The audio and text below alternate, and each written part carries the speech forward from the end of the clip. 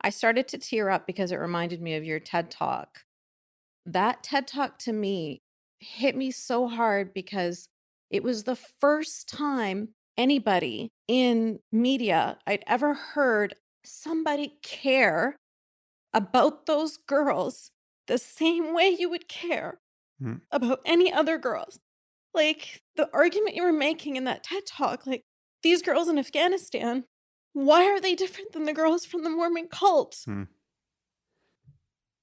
Thank you so much. That's Consider the great problem of women's bodies. What to do about them? Well, this is one thing you can do about them. You can cover them up. Well, we might not like this. We might think of this as wrong in Boston or Palo Alto.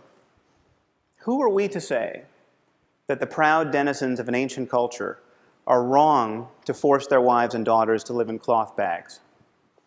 I mean, who are we to say even that they're wrong to beat them with lengths of steel cable or throw battery acid in their faces if they decline the privilege of being smothered in this way? Okay, well, who are we not to say this? Who are we to pretend that we know so little about human well-being that we have to be non-judgmental about a practice like this? I'm not talking about voluntary wearing of a veil. I mean, women should be able to wear whatever they want, as far as I'm concerned. But what does voluntary mean in a community where, when a girl gets raped, her father's first impulse, rather often, is to murder her out of shame?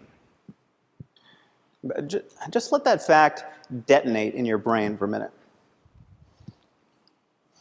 Your daughter gets raped, and what you want to do is kill her.